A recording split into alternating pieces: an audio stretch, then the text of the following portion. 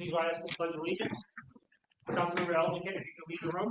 I pledge allegiance to the flag of the United States of America and to the republic for which it stands, one nation, under God, indivisible, with liberty and justice. Thank you. Please remain standing for a moment of silence for our veterans.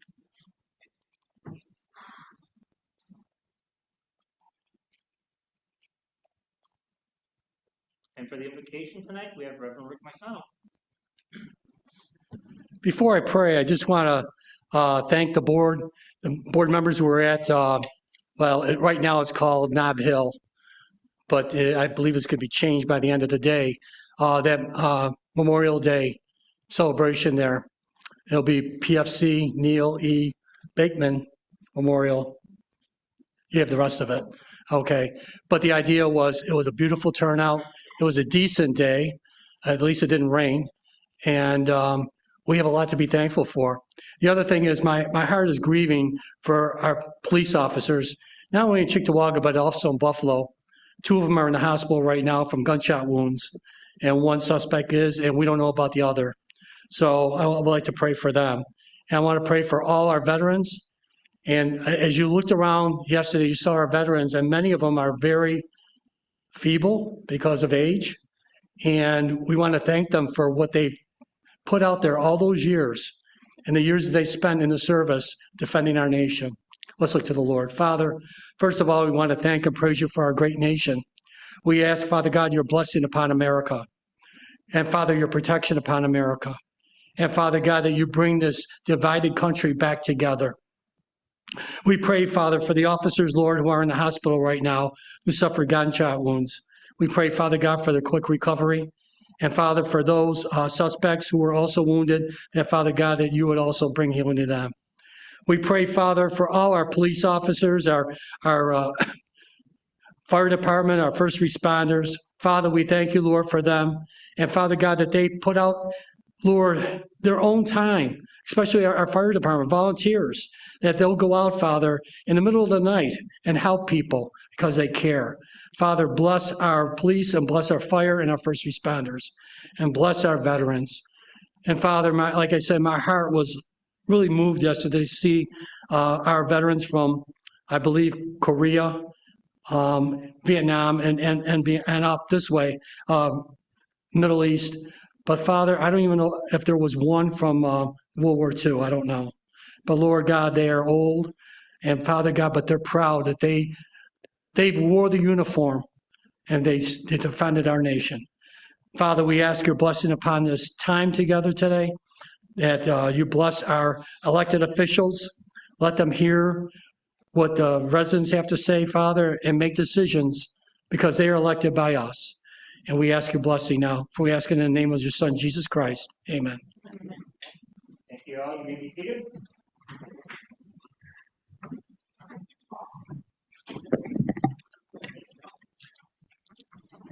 Councilmember Barbara Bukowski. Here. Councilmember Monica Elderkin. Here. Councilmember Tiffany Lewis. Present. Councilmember Stephen Nowicki. Present. Councilmember Brian Pilarski. Present. Councilmember Vernon Thompson. Here. Supervisor Brian Nowak. Present. All are present. Right. With that, thank you all for being here in person and watching at home. Welcome to the May 26th meeting of the Town Board. Our next order of business this evening, now that we've gotten roll call and our opening out of the way, is the public comment period, which is an opportunity for residents to comment on matters involving the town of Cheektowaga. Each speaker may speak only once, and each speaker shall be limited to a maximum of 3 minutes speaking time.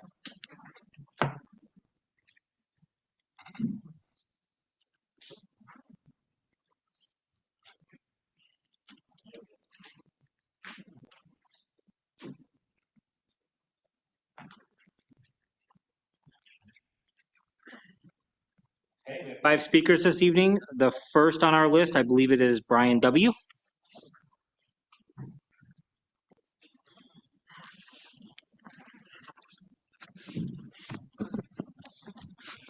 Hello, everybody. My name is Brian.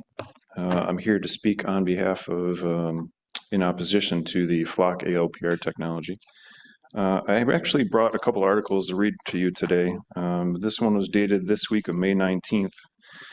And it says, the Federal Bureau of Investigation announced plans to buy nationwide access to a network of license plate readers, saying it will award contracts to one or more vendors that can offer near real-time information from cameras across the United States. The FBI said the winning bidder or bidders must provide law enforcement and/or commercial license plate reader data provided through the contractor's existing platform. The system must cover 75% of locations, the FBI said. The system must offer the ability to search for license plate information and other descriptive data, such as vehicle description information, time and date criteria, and geolocation criteria, the FBI said. Additionally, the system must provide search result notifications. The contractor system must have the ability to access and/or query cameras across the United States and its territories. The contractor system must be capable of providing this data in near real time. Contractors have to be able to share or create maps depicting camera coverage, i.e. heat mapping, and provide the FBI the source of information, i.e. red light cameras, repossession vendors, speed cameras, etc. The FBI said it needs to be able to search the database for partial or full plate numbers, plate states, addresses, locations where a plate was scanned, and vehicle makes and models. It continues and says, Flock and Motorola Solutions are well positioned to bid on the contract. Both companies could win part of the job, as the FBI said it may award contracts to multiple vendors to achieve its desired level of access. So basically, what this means is that the FBI is going to have access to the nation's ALPR cameras across all the United States, and it's only a matter of time before that happens. So what that means, in addition to that, is no matter what town or what city it is, and these cameras, they're installed, the FBI will eventually get access to them. So that's kind of scary, not to be perfectly honest. I don't really know what to make of that. But in addition to that, there was another article. Basically, it said the city of Berkeley, California, their attorney's office there basically told the city council that if they approve Flock cameras again, it will open them up to $1 million lawsuits against the city of Berkeley, California. So with that said, I don't understand why the town of Cheektowaga and all these various towns continue to implement these cameras when it's pretty clear that they're going to be under FBI control more or less within a year or two, and they won't have to get any kind of warrant. They won't have to get permission from any town, city, or village to get access to them. They will just have unfettered, unrestricted access to these cameras across the entire nation, and they can do whatever they want with them, more or less. I'd also like to conclude by saying we have an outstanding FOIA request to the town of Cheektowaga. It's been open since February of this year, and there's been no reply. And I would just like to emphasize the fact that if there is no reply within 30 days, there will be an attorney involved. So thank you for your time. Our next speaker is Alex Hedges.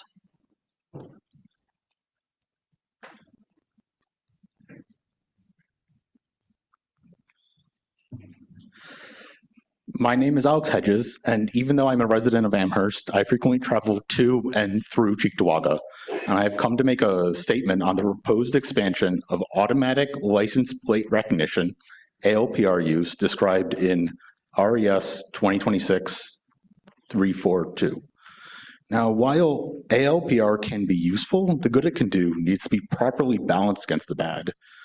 ALPR data can be hacked, and people with legitimate access to the system can abuse it. The only way to prevent data from ending up in the wrong hands is not to collect it at all, so any system we put in place should minimize data collection. We don't want a system that causes more harm than it prevents. I'm not opposed to using this technology to help find stolen vehicles or participants in hit-and-run accidents, but the town does not seem to have sufficient policy in place to limit its potential for abuse. In addition, the town should only use devices provided by a vendor with a much stronger focus on privacy than Flock. Do not sign any more contracts with surveillance companies until there are stronger safeguards in place to prevent harm from ALPR use. Thank you for your time. Okay, our next speaker is Rachel Martinez.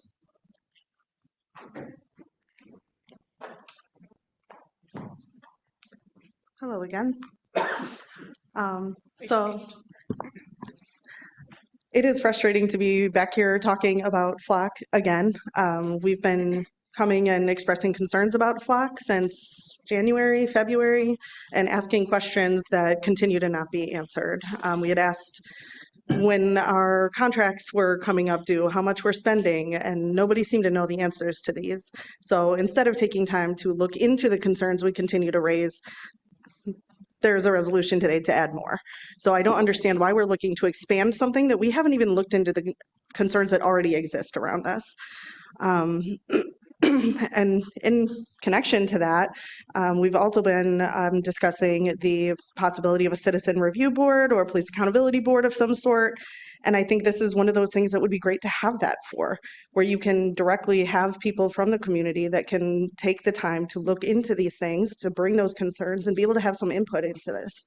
I've been asking about that for months and months, and I've been given multiple people and reasons why it has or hasn't happened. It sounds like it was a goal years before. At the last meeting, we had multiple people come up and say, we talk a lot and get nothing done. This is definitely one of those things. I've heard it brought up multiple times and we've gotten absolutely nowhere. So I hope somebody actually picks up the ball and gets moving with that. Again, like was mentioned earlier, there is a FOIL request that was put in for some of the information around Flock. What's concerning is part of the reason it was denied. It says the requested record, if it exists, is not in the dominion, custody, or control of the town of Cheektowaga or the police department. So it's concerning that we're being told data from Flock does not belong to us. So if it doesn't belong to us, who does it belong to? And from your own website, talking about Flock, it says customers own 100% of the data collected. So I don't understand why the reason we're not being provided that information from a FOIL request is saying we don't own that data. So I think there's a lot that needs to be looked into before we talk about expanding this program. And I'm sure I'm short on time, so I just want to say I'm still supporting the New York Health Act and hope that we, as a town, support that. Thank you. Okay, thank you. Our next speaker is Jess Greenwald.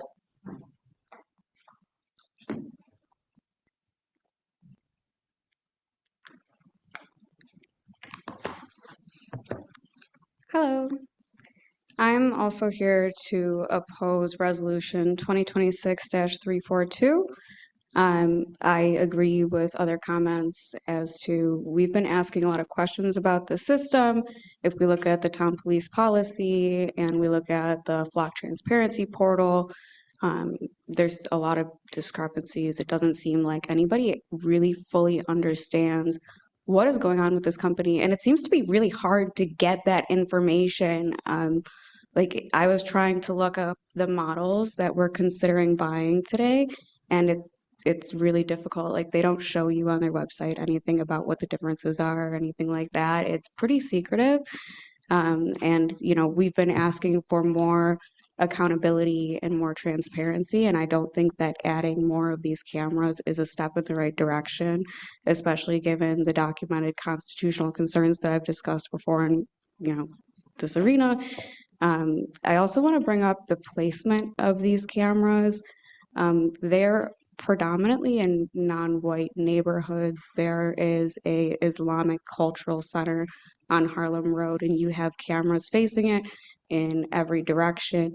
We know that in the last 30 days, the town of Cheektowaga has had literally just under 500,000 cars get scanned, and they've shared with just under, I misspoke last time, I'm going to make sure I say it right this time, 1,600 agencies, and those are agencies that they're actively sharing our data with.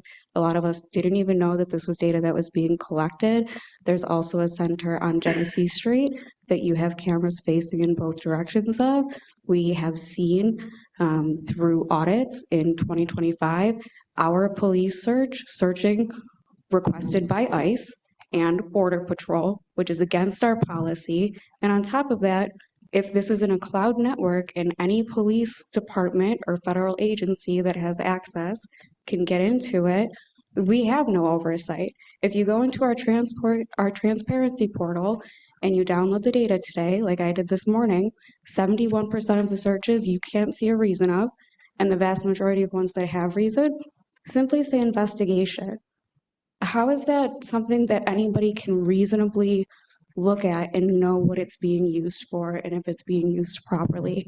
You know, I think we want to have a better relationship with the police department as a community, and I don't think that that comes from surveilling us. I think it comes from investing in the things that are the root causes of crime and really helping uplift those communities so these things don't happen as much. One last thing, crime hasn't gone down since we got these. A big thing that they said is we got these because of the motor vehicle thefts. The year that we got them put in, the motor vehicle thefts jumped up like double what they were the year before. So it's not a deterrent. And I don't think that it provides any value. I think it really sets our town up for lawsuits, and we should be protecting her rights. Thank you. Oh, and I also support the New York Health Act. Thanks. Our final speaker is Sandy Prisblack.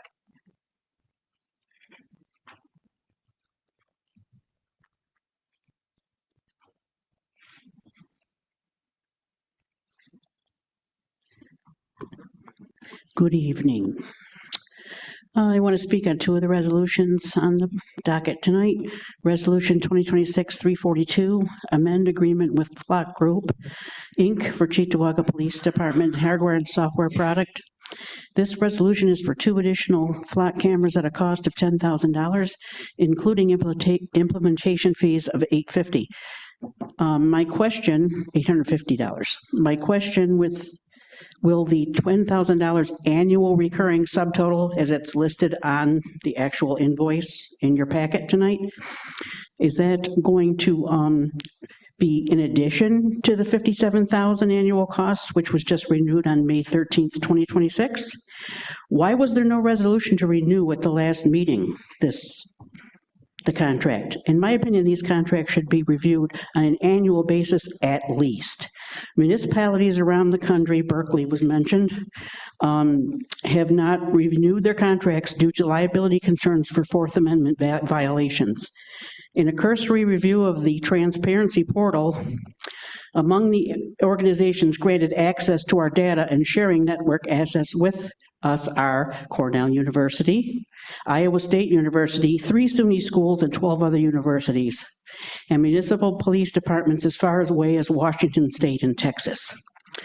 Access is granted for only valid reasons, but those reasons are not specified. Do we have any statistics on successful criminal captures with this system? There is a button at the bottom of the transparency page called Success Stories, but it doesn't link to anything. There's no success stories to see. Okay, Resolution 2026-311, support for the New York Health Act. At the last board meeting, after the last board meeting, I emailed Barb and Vern and provided links to the Campaign for New York Health website, which has very thorough information, how much it's going to cost, how it works, so forth and so on. So I hope you had a chance to review that. I hope you have taken the time to review it. Our state senator, April Baskin, is one of the co-sponsors of Bill S-3425, currently in the State Health Committee. I request that this bill be removed from the table and voted on this evening, please. Thank you. That is our final speaker for public comment. That moves us to our next order of business, which is board discussion. We're up on old business. Is there any old business from board members this evening? Councilman Pilarski. Just wondering if there was an update from the safety meeting, or the training, sorry, that was that Thursday after whatever our last meeting. I just wondering. Yes, that's what I was raising my hand for too. Perfect. Let me just pull up my notes here.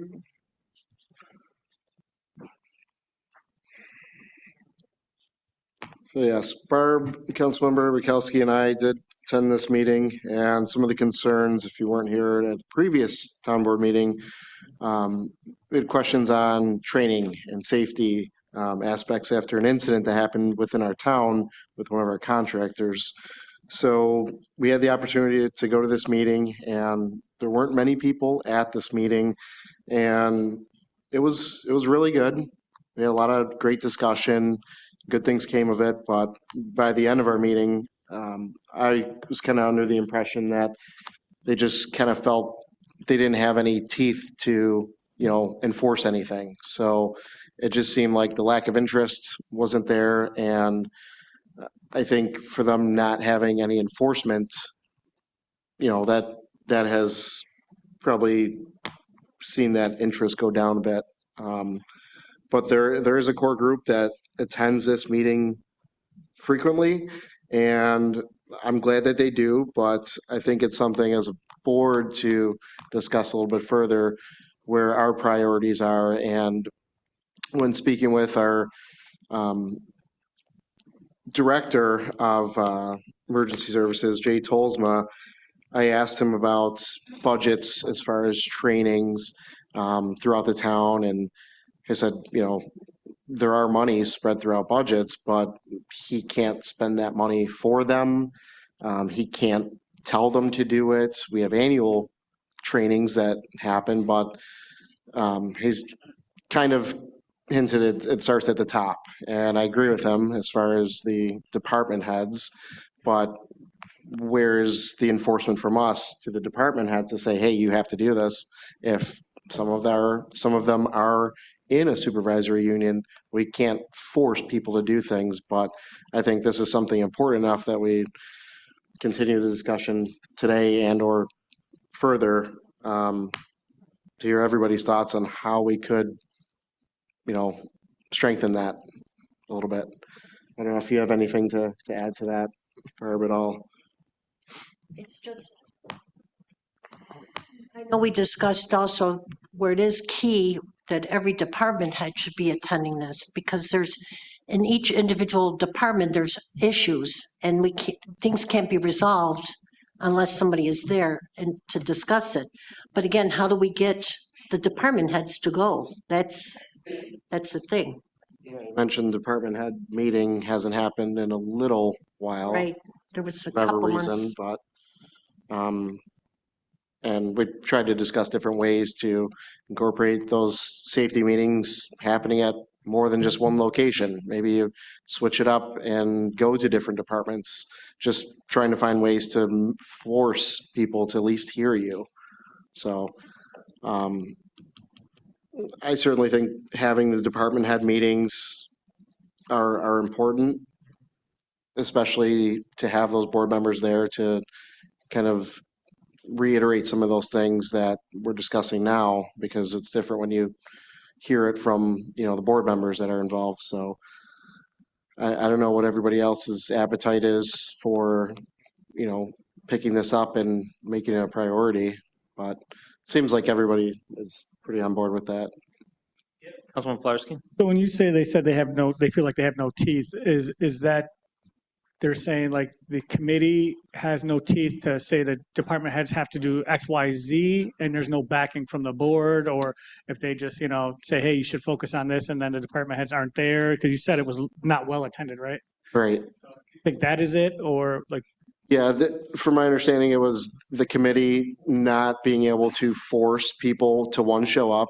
And if they do show up, how can you make it mandatory that they have to have their entire staff, complete required trainings? So it's kind of a ripple effect, getting the department heads on board and then getting them to also, because it's not in their job duties to train people per se, but it's something that's important for many unspoken reasons. I remember hearing that as an issue too of, hey, as a working foreman or whatever, and I'm just picking that position, it's not my job description to train. It comes from the supervisory unit and so on and so forth. So there's a passing of the buck there. Correct. Are we looking at it too big of a picture, and should we go more grassroots and break it down by departments? Because your safety training over in highway would be different than a safety training over in IT. IT, we're going to teach, not to plug the wrong things into the outlets, et cetera, electrical shock, all those could be some of your safety issues, versus highway, it's more of reflective gear, knowing what big apparatus is around, stuff like that. So they're two different on that end, but there is some crossover with trainings that there's general safety, for all. And does that come out of HR then as that piece? So do we take a step back and kind of break it down department wide? And then do we get more participation by addressing it, like you said, at department head meetings? Because the department head meetings, they're supposed to be there at that, versus this is more of a volunteer. And That's where there was the thought of possibly having one of these safety meetings, let's say the next one at highway, and to address specifically the issues there, and then about training them up at that point, so. And one of the things that did come up too was that reach out to specific departments and asking them what is important that their department needs to be trained up on. So one question that I also did ask was, are the unions involved? From our largest union, TCA and the TCSU. And they said they don't rarely attend those meetings, but I think it's important to have them involved in those discussions, seeing if they, are directing the guidance on their unions. I think something maybe good would be for Jason, if he's able to reach out to these department heads going forward. I want this to be a game of like tattletale, but like if he reaches out to everyone and no one responds, or he reaches out to everyone and they said they couldn't make it, or this person said they'll be here, we'll have an idea of, do the department heads care? Are they too busy? Do they have other things going on? Did they respond at all? Did they show up? We'll get a better idea of, if there's an incident that happens in that department, we gave you 3 months to show up to this. You didn't show up once, you didn't respond once, compared to, we did show up to one and I was busy the other two. It, kind of gets in we can get in their head of, maybe they have too much going on, or if they just didn't really want to be there. Maybe something like that. I don't know. No, if we're talking about issues that are coming up on safety and training wise, putting them into two baskets, a fair share of these are department specific that, we want to deal with those specifically at the department. But if there are global issues that need to be relayed town-wide, that's the purpose of a department head meeting or a department head related email or wider communications. So understanding what the particular issues that are coming up at these meetings, that's, dividing those out, because I do think there's a fair amount of these that if you go into the department heads directly to say that this is a concern that's been raised, is it being addressed already? How so? And if not, what do we as the town board do to help out if we need to? And what do we need to do in terms of directives? So knowing specifically what's coming out of those meetings, and if there's anything the board needs to do on a global front to relay those things along. I would say what kind of started this too was knowing that we budgeted for training specifically, and here we are almost halfway into the year, and I'd be remiss to say, nothing's been spent, but I hope there's been something. I haven't spoken with the finance to get an exact number on that, but I know Jay Tolsma was going to get back to me as well. But there was, I believe it was $100,000 for the highway training line. $100,000. It's like all of our salaries combined up here for this position. I mean, that's, what is it going towards? Is there a plan? Is there anything that's been done? Can those resources be allocated elsewhere that's, more, pressing? Maybe we find out we only need 30. All right, let's get that going. But I guess I'm in the same boat. I can't call the highway superintendent and say, hey, let's get this going right away. It takes all of us to collectively try and, find the best solution, I would say. So that's kind of where I am with that. Can I ask a question? Of course, safety is the utmost importance, but this training budget is allotted for other types of trainings, like soft skills or management skills. Is that included in that line item, or is it just safety? For the highway, Is it different per department? I believe each department, or there were a couple different departments that had some training lines, if you remember the top of your head. I know the highways training budget is unique compared to everybody else in town. Arguably, the PD has got a decent training budget, but the training dollars are really limited through most all of our departments. I'd argue even with the police department, they're limited as well.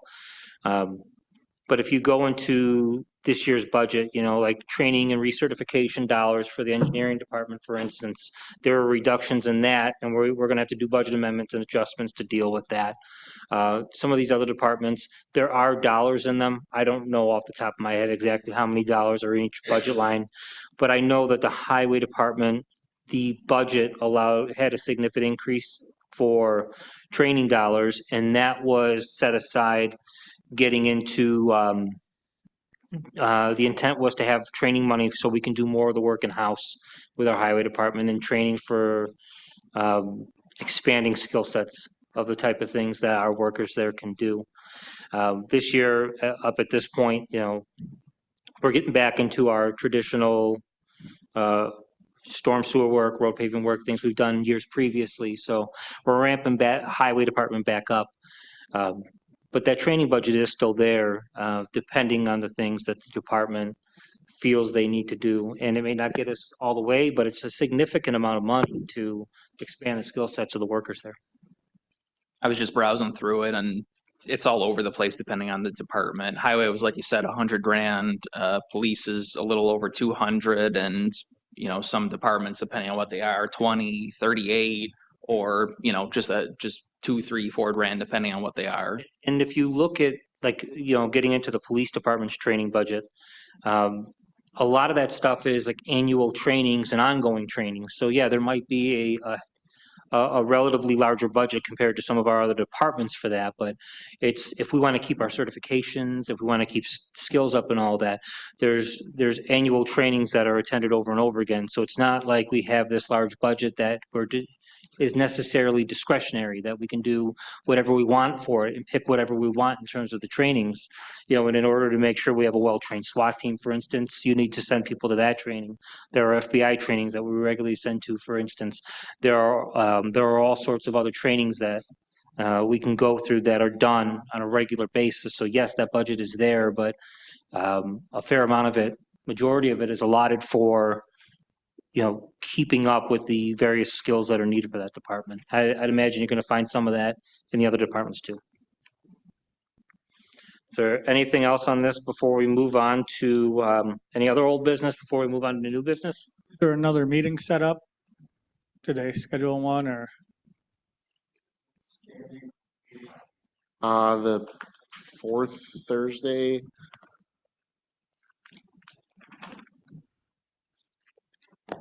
Third Thursday? The third Thursday, yeah. The next one's June 18th Thank you. at noon. The chambers? Um, Should be over at the room at the Please. PD, yes? yeah, classroom Training, A, what's that? classroom A. Classroom A, yep. Okay. Right. Got any other old business before we move to new business? Okay. Seeing none, hearing none, we'll move on to new business. Any new business from council members? That sun is getting right in my eyes. Okay. Going once, going twice. On new business, we'll move on to the consent agenda announcement. The consent agenda is contained in this meeting. The consent agenda is designed to assist making the meeting shorter and more efficient. Items left on the consent agenda may not be discussed when the consent agenda comes before the town board. If any council member wishes to discuss the consent agenda item, please tell me now and I will remove the item from the consent agenda and it will be added as a separate resolution item. There are 4 items I'd like pulled from consent after conversation with council members over the last few days. That would be 2026-342, 2026-344, 2026-345, 2026-348, and 2026-354. Are there any others from council members?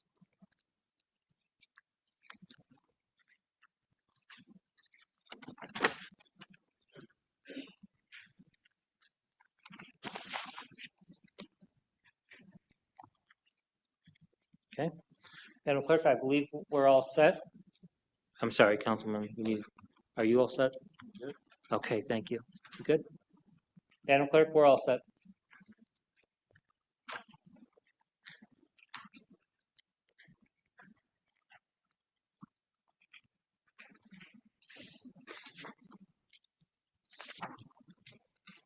That being said, can I have a motion and a second to approve the meeting agenda? Is there a The motion. A second. By Councilmember Lewis, all in favor? Aye. We have a couple resolutions that were left on the table. Is there a motion and a second to move resolution items 2026-292 and/or 311 to the table for consideration? Madam Clerk, I'll make a motion to move 2026-311 from the table for consideration. I'll second. All in favor? Aye.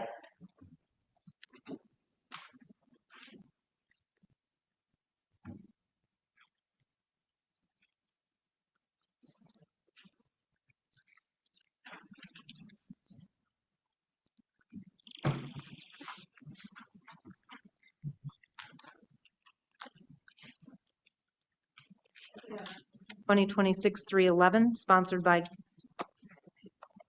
Supervisor Noack and council members Elderkin, Lewis, Nowicki, and Pilarski. On March 13th, 2018, the Cheektowaga Town Board unanimously approved Resolution 2018-144. And every person in New York State should have access to affordable quality health care, and access to affordable health care coverage continues to erode due to misguided federal legislation. The New York Health Act, or NYHA, establishes the New York Health Program, comprehensive system of access to health insurance for all New York State residents, and provides universal health care coverage with no limitations to selection of healthcare providers. The town has continued to experience unrelenting increases in health insurance costs. The projected 12.9% increase of health insurance premiums in 2026 over 2025 being a recent example. Implementation of New York Health Act is estimated to save billions of dollars for New Yorkers by eliminating current administrative costs and by providing lower cost healthcare coverage for 98% of residents. New York Health Act has passed the New York State Assembly 3 times in 2025, 2016, and 2017, but has not yet passed the New York State Senate. This town council of the town of Cheektowaga supports the passage of New York Health Act and calls on the legislature of the state of New York to fully consider this legislation, Senate Bill 3425 and Assembly Bill 1466, which can assure affordable and effective health care for all residents of the town of Cheektowaga of New York State. Right, on the question, this is an item that was brought up at the previous meeting. It was tabled there. I think we had some spirited discussion on the resolution at that time. At this moment, I don't have anything further to say on it. Any further comment from council members on the item? We got Councilmember Thompson and then Councilmember Elderkin. Just to echo what I said at the last meeting, I did read the email that was sent to me with some information on that in support of it. Everything that I've read it's subject to savings. You know, there's no true number to say what those savings could be. And if you look at Canada, who's very close to us, they have a lot of issues with their universal health care. So I just have a lot of concerns. Nothing that we say here today is going to change that vote, whether it passes or fails. We have no say in that whatsoever, whether this passes or fails. But yes, I think it's great to have everybody covered and have some sort of universal health care, but it's just not feasible. You know, there's way too many unanswered questions. And not to get off topic, but to say, yeah, there's too many unanswered questions about, you know, the flock cameras and that contract. But think of how many unanswered questions there are about this, which affect, you're forcing people to, you know, be covered as one. So I don't think I can be in support of this. Councilmember Elderkin. I just wanted to respond to a couple comments that were made at the last meeting regarding fraud and loss of jobs, which we should absolutely be concerned with. The problem is that right now, money is being spent on advertising, on salaries, the marketing, administrative costs. So that's profit over people. Loss of jobs. This bill has funds marked for financial assistance, retraining, and job transitions for displaced private health insurance and medical coders and billing employees. And we know the private companies are not concerned about people over profit. People are losing their jobs to AI, and people are losing their jobs right now to offshore. So I just find this would be a good way to keep jobs local. And I think with 450,000 New Yorkers losing insurance, thanks to federal cuts come July 1st, this is even more important. That's why I'm throwing my support for this and urging this to pass the Senate.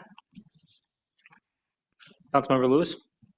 Yes, so I also want to echo my support for this resolution because I believe that the strength of any community is measured by how it cares for its people.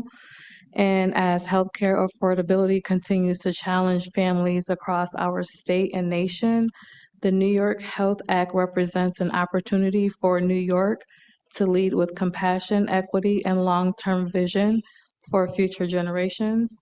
And I believe that this is not only about Cheektowaga, it's about helping move the needle forward towards a healthier and more sustainable future for our communities across New York State. Council members on the item? Councilmember Nowicki? I just think the country that's the wealthiest nation on earth, that many of us call the greatest country on earth, is capable of making a better healthcare system than what we have now. You know, when you look at life expectancies in places with socialized healthcare, by and large, they have a longer life expectancy. The quality of that life is also higher by having accessibility to healthcare. And frankly, I just think we should have healthcare as a human right in this country when we have the most opulent amount of wealth anywhere around the world. I think we can afford it. Council members? I said I didn't have much more to speak, mention at the time, and I am a supporter of this. Obviously, I'm a sponsor on the resolution. I introduced it, but, in the event something like this becomes the law, I do think it's important that if there's majority support for something like this, that those that support it should listen to the critics. And one of the enduring criticisms of this approach to providing healthcare to everybody is the government deciding what kind of care you get. And this approach would set a floor for healthcare. It wouldn't prohibit people from spending out of pocket on higher levels of care. It's basically the idea of making the most efficient use of your resources and that everybody has enough. There are approaches throughout the world where healthcare dollars are limited, and you get into a place where the state is making decisions for what care you can or can't get, and essentially denying people certain treatments based on resource limitations. You can find these stories through the NHS. To a lesser extent, you find them with Canadian Medicare. There's stories about rationing, especially with the Canadian approach. But then you think about how we ration care already. Councilmember Elderkin mentioned 450,000 without care. Under our system, we also ration. We tell lots of people, you just don't get it. If you don't have it through work, if you can't afford it, you just don't get it. So there is a question of trade-offs. And as we move to solve the healthcare question, whether it's this approach or anything else, this is one of those issues that we really have to listen to the people that are critics of the approach. And this idea has been put out, this legislation, a version of this has been in the state assembly for a few decades now. And it has had the benefit of critics looking at it and tearing it apart, saying, what about this? What about that? What about the third? It would benefit from a little bit more of that, but I do think that for the good of people, for the good of economy, every which way, making sure that everybody has a certain standard of care, improving health outcomes, something like this is the way to go. So that's all I've got to say on it. I'd like to call the question. I just wanted to add, again, it all sounds fine, but the bottom line is, where's the affordability on this? There's going to be no savings down in the long run. The income tax is going to probably go up.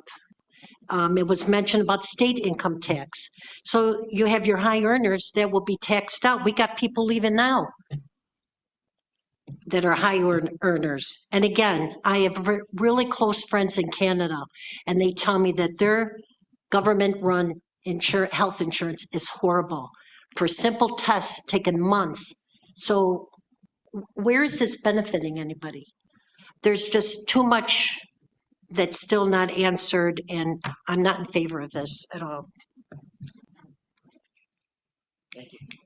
Madam Clerk, may I have a roll call vote? Roll call vote on Resolution 2026-311. Councilmember Bukowski? No. Councilmember Elderkin? Yes. Councilmember Lewis? Yes. Councilmember Nowicki? Yes. Councilmember Pilarski? Yes. Councilmember Thompson? No. Supervisor Nowak? I'm a yes. Resolution is carried. We'll move on to our consent agenda. I need a motion and a second to approve all items on the consent agenda, including the meeting minutes of 2026 and including resolution items 2026-339 through 370. We will recognize that 342, 344, 345, 348, and 354 were removed and will be taken as separate resolution items. Do I have a motion? Make that motion. I'll second. Motion by Councilmember Pilarski, seconded by Councilmember Nowicki. I need a roll call vote to approve all items on the consent agenda. Councilmember Bukowski? Yes. Councilmember Elderkin? Yes. Councilmember Lewis? Yes. Councilmember Nowicki? Yes. Councilmember Pilarski? Yes. Councilmember Thompson? Yes. Supervisor Nowak? I'm a yes. All items on the consent agenda have been carried. We will move on to the separate resolution items. We are looking at resolution item 2026-342, sponsored by Supervisor Nowak, seconded by Councilmember Thompson. On February 8th, 2022, this town board adopted resolution 2022-94 titled Upgrade ALPR System to upgrade and expand then outdated LPR camera systems and equipment by utilizing a cloud-based solution through Flock Group, which provided a software and hardware solution for ALPR cameras, including equipment, installation, and support. It is now recommended by the Chief of Police and the Captain of Administration and Finance to amend the aforementioned current amended agreement with Flock Group. We will also recognize that there were other resolutions that made upgrades and provided additional amendments to this. That was in June 27th, 2023, January 23rd, 2024, and October 8th of 2024. The Chief of Police and his or her designee being and hereby is authorized and directed to execute the attached Flock Group amendment, authorizing the amendments contained here within, all subject to review and approval by the town attorney. All right. On the question, we'll start with Councilmember Nowicki. I'm sorry, before we do have representatives of the police department here this evening. We can do our discussion on this if you'd like to come up after, or if you prefer, if I can call you up just to talk a little bit about what this is and how Flock works in the police department. And then we'll go to you. Good evening, Chief. Good evening.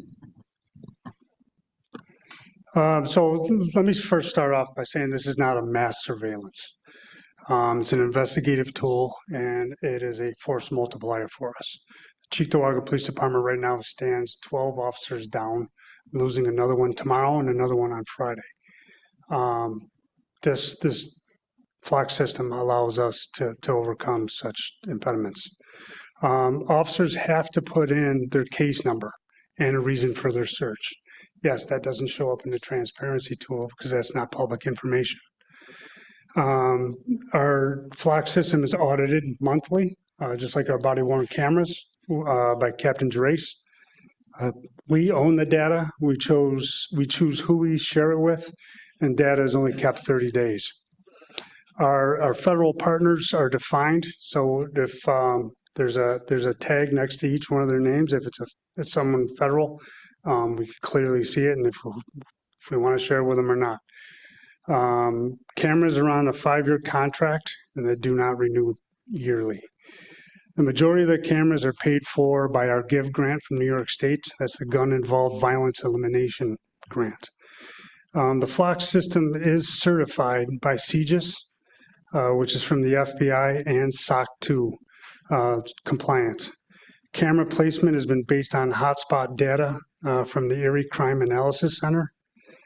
We are not constantly monitoring Flock. That's something that it just cannot do. We cannot just sit there and watch reads all day.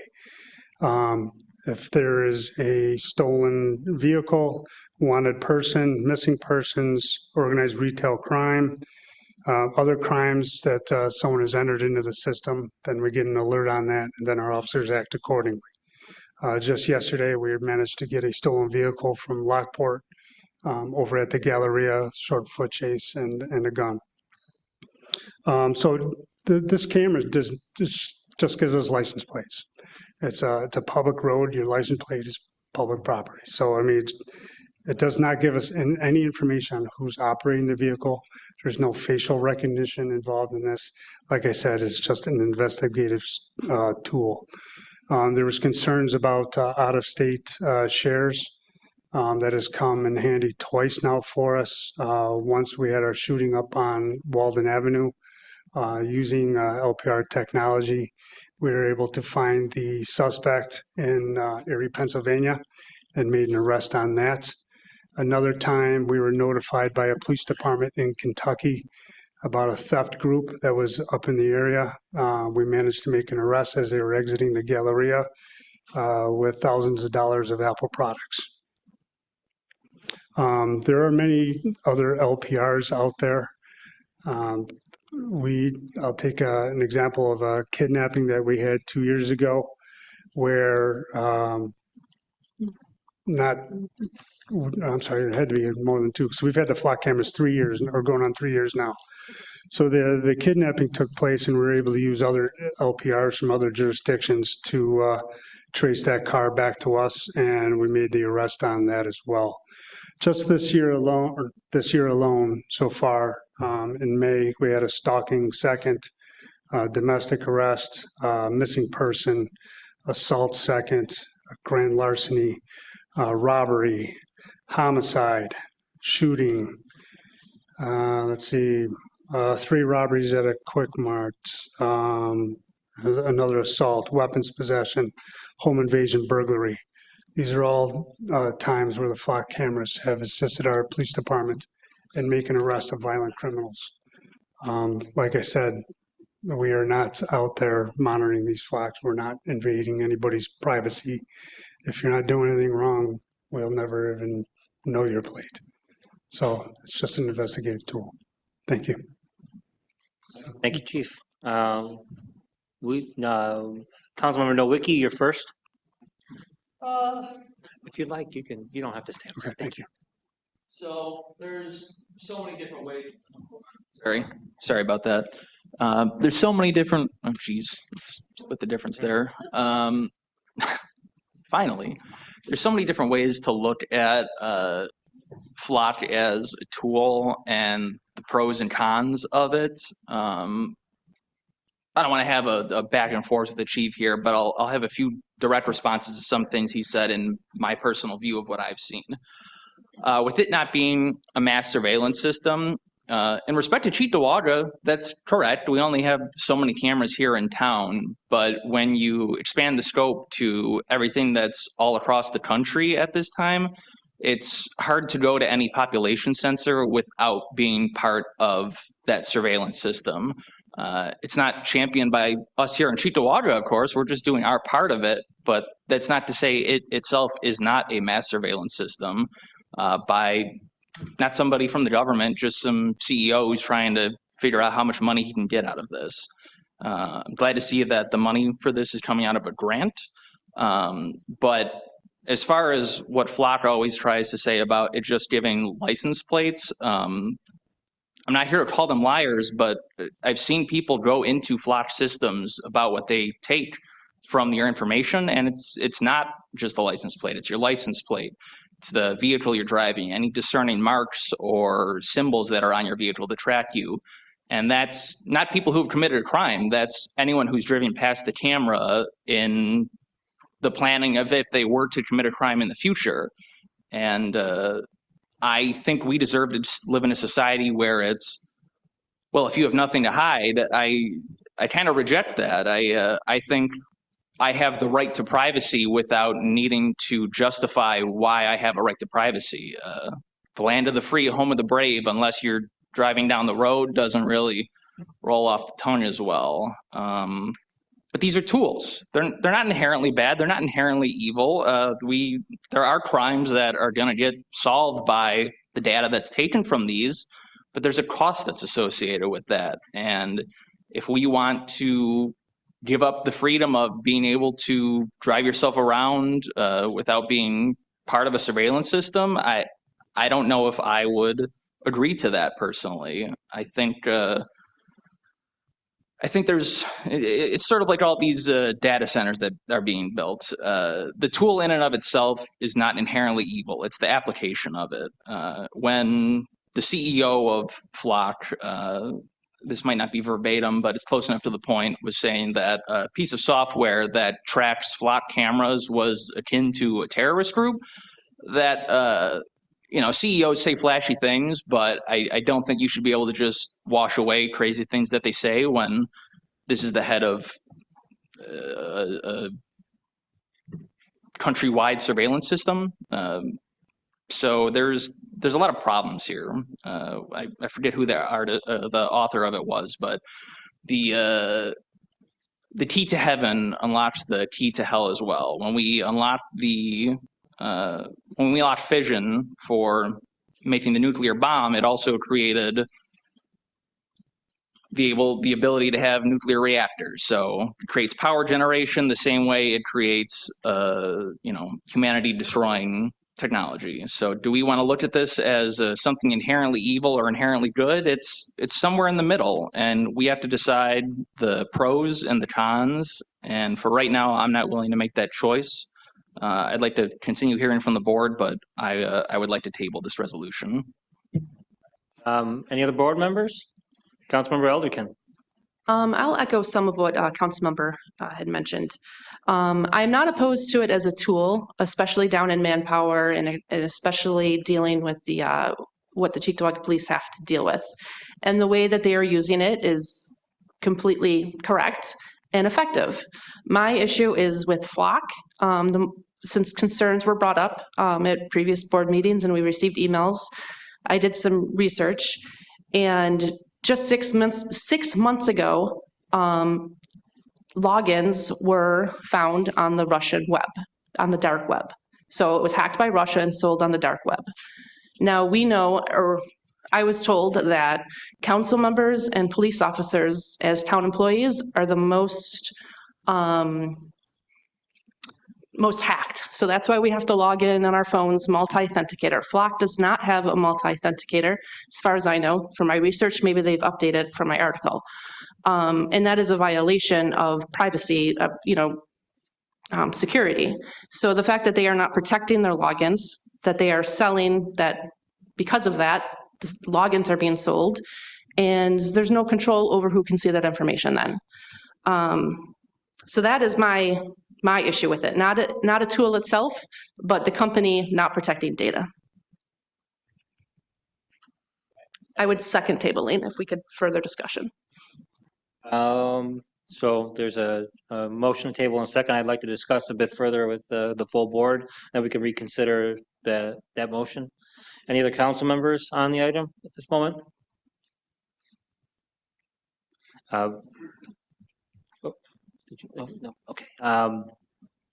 When we talk about the Fourth Amendment and privacy, if we are thinking about cameras and all this technology in our homes, it gets pretty terrifying pretty quick.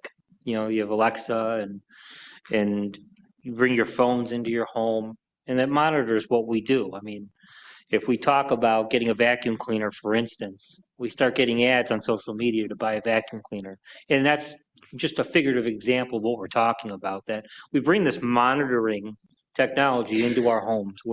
We're signing up to be surveilled, between laptops and our phones and all this other technology, like the Internet of Things. You have a smart refrigerator, your refrigerator is spying on you. And in saying all this, it sounds a little wacky on the surface, but if you dig into those things, there's absolutely truth to that. And when it comes to your home and all that, your home is your castle. We should have an expectation of privacy. And when people, have a Faraday box, for example, to lock their phone in when they don't want to use it, you can turn it off all day long. Is it really off? I think we all know it's not really off. That's your home. When you go into someone's private business or you go into a public space, the way privacy works there is a little bit different. And, in public spaces, in the use, in navigating the roads and automobiles, the expectation of privacy is a little bit different. So when you think about this question in public spaces, about having license plate readers or security cameras or all this kind of thing, it's a different standard than what we would have in your home or when you go into somebody's private business and they have this monitoring software. That we shouldn't expect privacy when we go into a business, and we absolutely want it in our home. When you're getting into public parks, the roads and all that, there's a balancing act there between public safety and the privacy of individuals. When it comes to traveling in your automobile, there's a lot of regulation on that. There's a lot of negotiation, for lack of a better term, between the rights of the individual and the state. I mean, think about seatbelts. That you can make the libertarian argument on seatbelts to say the government shouldn't tell me that I have to wear the seatbelt. But on the flip side of the coin, your body can be a projectile in a car accident and hurt other people, or you can go all sorts of different ways with that. I think there were great comments from both of the council members here about some of the issues with flock cameras that, they're not as locked down as they need to be in certain instances, and they have been used to surveil people in ways that maybe we didn't anticipate or understand. And I think the data center comparison is fair because that technology is getting ahead of our understanding of it really quick.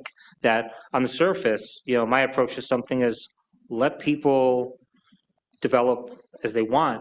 But when you think about the water the data centers use, for instance, and the impact on the environment, you have to start thinking about that a little bit differently. I think there's a world where these cameras, these license plate readers, are helpful for public safety. And there's also some drawbacks to them. There's already a motion and a second to table this, so that'll be considered an honor. But there's another way to work through this issue. And if you go to discussions in other towns, cities, and villages, the answer hasn't been to say, let them do whatever they want, or to say, we can't have them at all. We can discuss amongst ourselves the 30-day retention policies. Do we want to make changes to those? Because sometimes those happen in some places. Do we want to talk about when the cameras get turned on and turned off with some of this technology? Do we want to talk about the placement for whatever reason it may be? I think we can get into the minutia and find a solution where we allow these and we have some safeguards that take into mind the spirit of the Fourth Amendment. There's these flock cameras are surely, these type of cameras are surely going to work their way through the court system. I think the 9th and the 11th Circuit courts, there's case law getting established already. Is the Supreme Court going to consider this tomorrow? Probably not. But, our section of the federal courts is probably going to be hearing about this soon enough. If there aren't state lawsuits working their way through the system now, I would anticipate those will be coming in the near future. But to think about the technology we already have in, let's use the state troopers, for example, they have license plate readers in those cars as it is. In this technology is basically, or in essence, I see it as the technology you have in a police car or in some other applications applied to a street pole. There's understandably concerns with any type of camera monitoring, anything that we do in a public space. But we already have this technology in a lot of ways existing. So that's something we should consider as we get to a final answer on this as well. But there is a lot of minutia within these contracts, a lot of details that we should have further discussion on this if there's a desire from board members to table it. And not just understand what we're doing in this particular case, but look deeper into that. So, Councilmember Lewis? So as you were speaking, well, as everyone was speaking, and the purpose of the flock cameras and the concerns of the citizens and the residents' trust and transparency, I think what came to mind is maybe with the support of the Chief's Police Department is maybe consider holding a community forum on public safety and technology, just to provide community with that education on it, just because I believe that it's more about the future, what they're really looking into, not necessarily now, because what it's used for is the intended purpose. But I think it's what's coming may be the real concern of the constituents. And I'm not trying to speak for all constituents, but I think that can be helpful, is possibly having that community forum on public safety and technology and accountability. I don't know what everyone else thinks.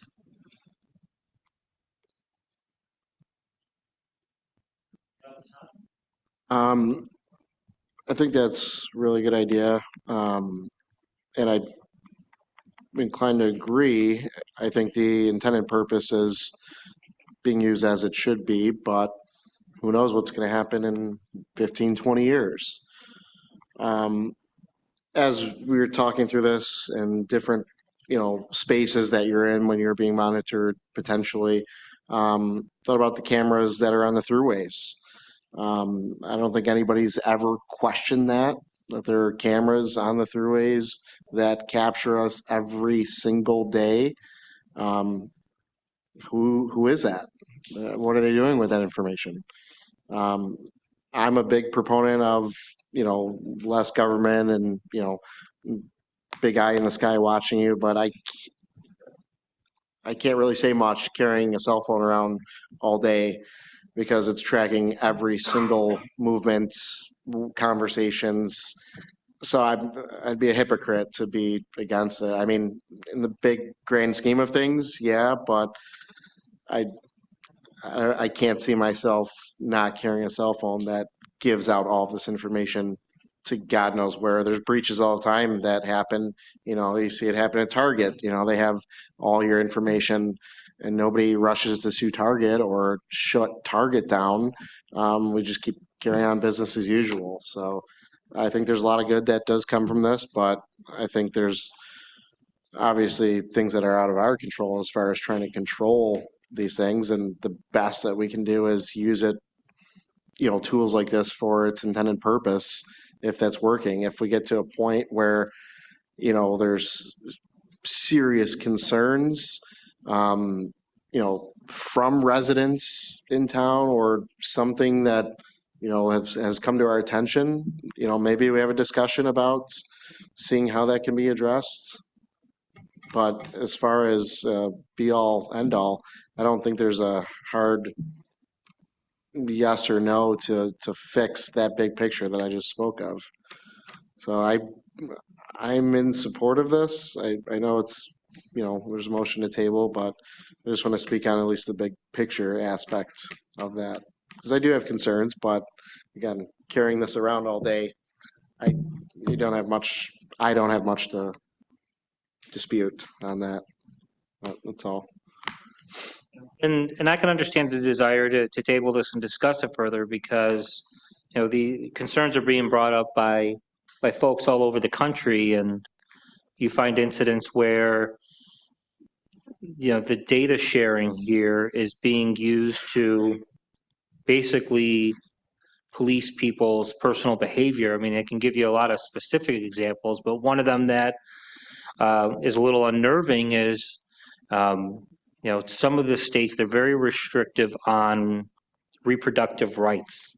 And you have somebody that is, whether they're fleeing a domestic situation or they're seeking to go to another place for an abortion.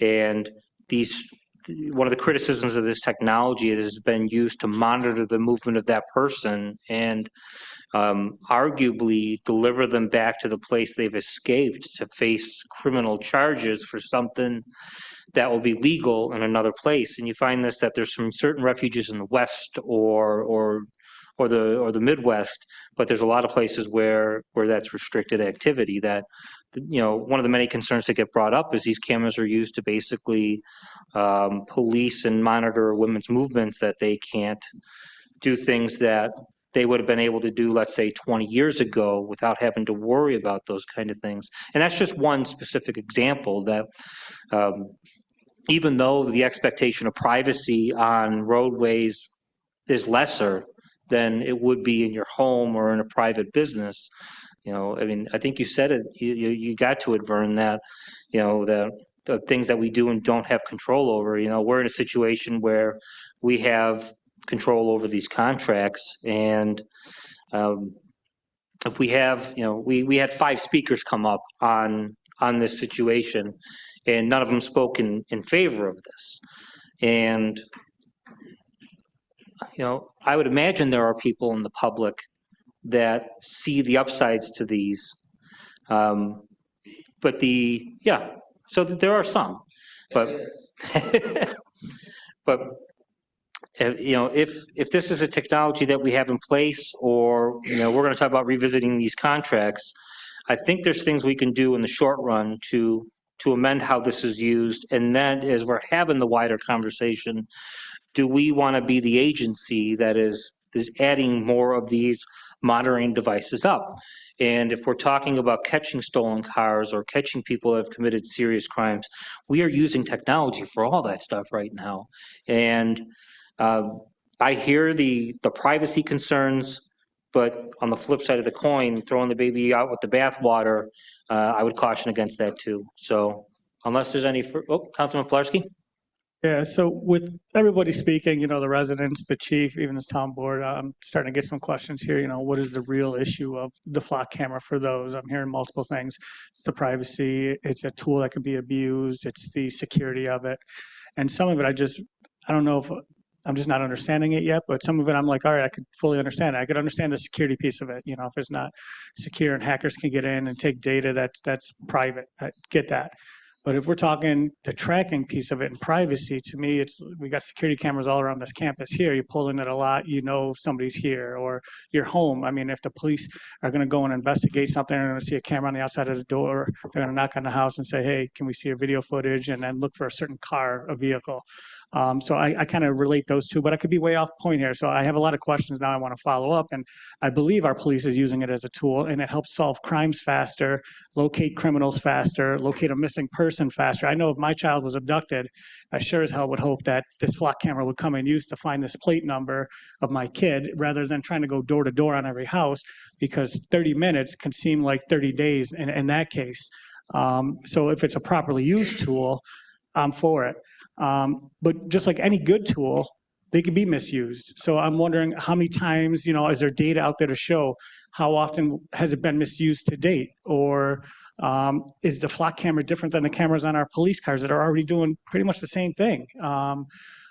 We're talking tools. I mean, my pen's a tool. It's a writing instrument, but I could use this pen and stab Tiffany right here. No offense, Tiffany.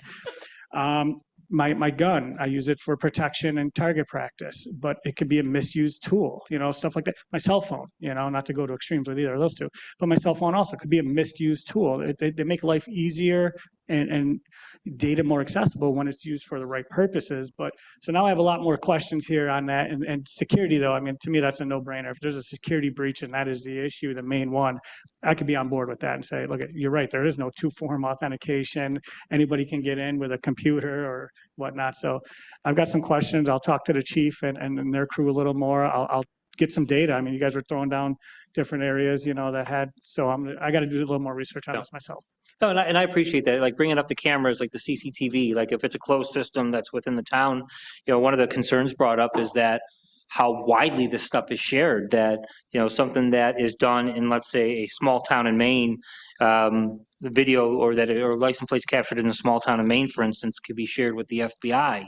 And, I'm not exactly old enough to have lived through it, but, it's, I think FBI, it's, if you're with the FBI right now, I'm sorry, but I think of Ruby Ridge, so it's like, do you want to share with all these agencies? I think that's one of the many questions we should get clarity on, is like, what agencies do we share with? How do we want to work that out? Because it's a double-sided coin, that if we're getting information from other agencies that's helping us catch people, as the chief noted, who do we want to share it with? I mean, this board has had discussions about our relationship with ICE. Do we want to share a relationship with the information with the FBI? I'm sorry to like rip that Band-Aid off and bring up an issue that probably hasn't been in the news for 10 years, but I think you can, something like this deserves quality discussion, and I think everybody involved wants us to understand what we're doing and get this right. So again, I'll read, Councilmember Lewis. Just a quick question. Would this tabling hold off any ability for CBD to perform services, or are we just amending to upgrade equipment? I'll say, as I understand it, and if the chief would like to add, he could. We're talking about an addition of equipment, so the existing contract, the existing cameras would remain in place, and we would have to take this up on June 9th and have a discussion between then and this meeting. But, as I was, we had a desire from 2 board members to table. So if there's no further discussion from board members on this, I'd like the clerk to recognize a motion to table from Councilmember Nowicki and a second from Councilmember Elderkin. Resolution 342 has been tabled. We move on to Resolution 2026-344, sponsored by Councilmember Thompson, second by Supervisor Nowak.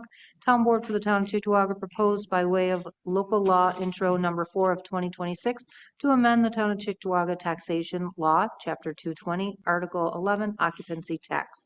It is in the public's best interest to amend the aforementioned chapter. We did have a public hearing that was held May 12th, in which the public was heard. Local Law 6 of the year 2026 shall take effect upon the filing of the Secretary of State. On the question, this is something we talked about at previous meetings. Just a quick update to the board. My office has been working on the certificates of registration for the bed tax. We did get the largest hotel along with half a dozen others to register between the last meeting and this meeting. By my count now, we have got about 2/3, maybe a little more than that, of the hotels in town registered. We're still doing emails and phone calls, reaching out to folks.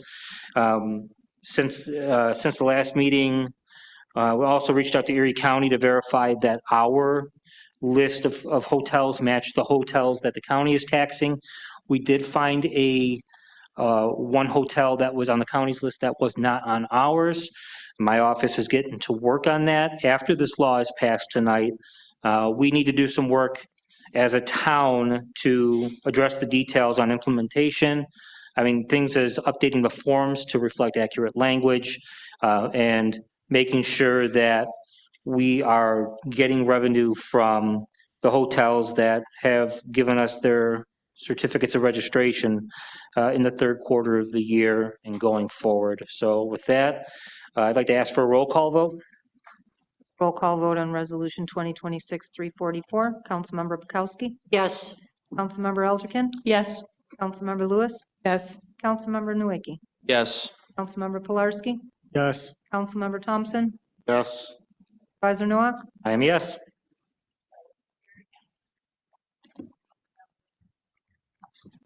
Five. Sponsored by Councilmember Pilarski, seconded by Supervisor Nowak. Town Board of the Town of Cheektowaga recognizes that limiting the number of terms that holders of public offices in the town may serve falls within the authority of the Municipal Home rule. A public hearing will be held before the town board of the town of Cheektowaga on the 9th day of June, 2026 at 5:30 PM in Cheektowaga Town Council Chambers. I will give a quick summary of the local law. It'll be local law intro number 5 of 2026, a local law creating a chapter in the town of Cheektowaga titled Town Term Limits Law. No elective public officer of the town of Cheektowaga shall have more than 3 consecutive terms of 4 years each in the public office, regardless of whether said terms are served consecutively or non-consecutively. For purposes of this chapter, same public office shall mean any and all public offices that are the same as the office that the elected public officer last held. Any terms of office held prior to the November 2026 election shall not be counted for term limitation purposes. Okay, on the question, the clerk read off the section of the term limits local law I wanted to ask the attorney about, and I'll read it again. This is proposed section 33.3 on term limits established. It's under legislative intent on the one-pager. And it reads, no elected public officer of the town of Cheektowaga shall have more than 3 consecutive terms of 4 years each in the same public office, regardless of whether said terms are served consecutively or non-consecutively. Now, as it's written here, I see no issue with that, but the only question I had, I know there was a lot going on prior to this meeting today, so I didn't get a chance to get this one taken care of in advance. But that language of 3 consecutive terms of 4 years, and then it says regardless of they're served consecutively or non-consecutively. Should we take the word consecutive out between more than 3 terms of 4 years? I mean, my take on it is that I think the language is pretty clear. You get 3 terms in office, whether you serve them all in a row or you serve 3 different terms in that office. I think the intent in the second row was for me to write concurrently or non-concurrently. So I guess I got 2 questions here. Can we take out the word consecutive and then vote on this resolution tonight?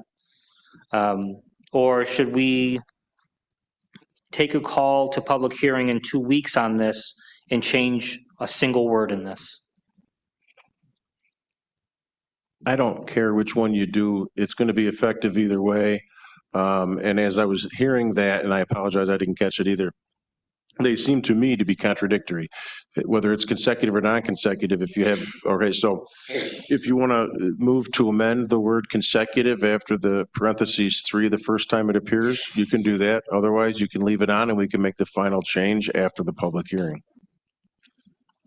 Now, if we make the final change after the public hearing, could we still take up a vote on this as soon as June 9th if we so chose? Or would we have to go back to the drawing board first over a change in a couple words? As a general rule, I would say you wouldn't have to go back, but in this particular instance, if we're just fixing something for clarification, I can get behind that and I can justify that. But there's a huge difference between consecutive and non-consecutive. So I think we have to make sure that as we are discussing this, you're discussing it in the vein that you want it discussed, whether that's consecutive or not. And, that's the crime in these kind of things is that, this is something I put together and I took a look through it a couple times and like, I saw my work on this, but that's why you need a critical eye on things. So my recommendation would be to remove the word consecutive after between the word 3 and terms. So it would read, no elective public officer of the town of Cheektowaga shall have more than 3 terms of 4 years each in the same public office, regardless of whether the terms are served consecutively or non-consecutively.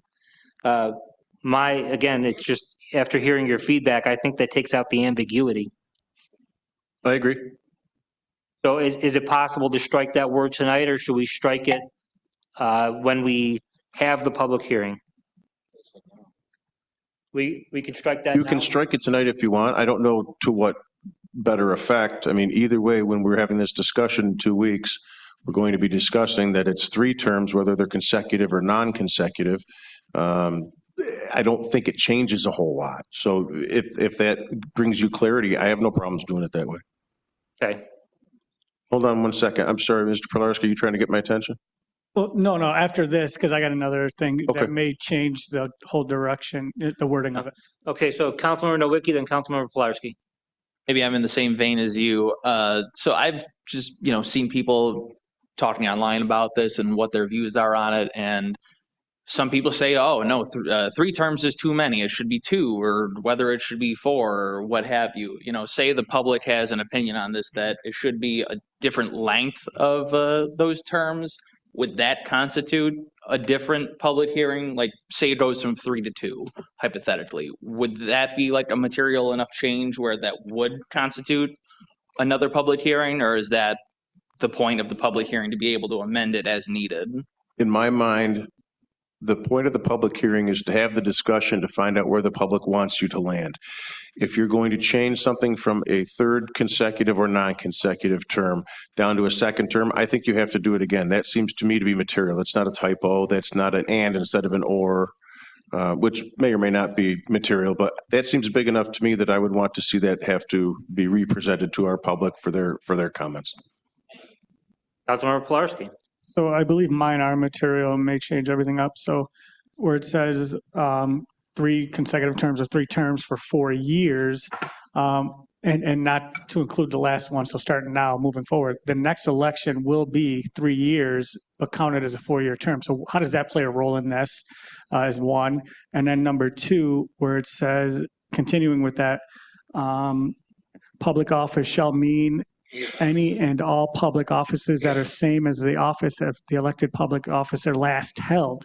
So is there a loophole in this to where I serve 2 terms as a council member, get elected as clerk, and now I got to reset to go back as council? Or do I go supervisor or something? Is there like a reset because my last office would have been clerk then? Or is it just 3 public office terms in the town? The intent here is, so I heard 2 questions. Yes. The first one, if you go to 33-4C, I believe that addresses it. We're talking about movement to even terms, right? Correct. Even years. It's for the purposes of the local law, 3-year term established by the change to even years will be considered a 4-year term.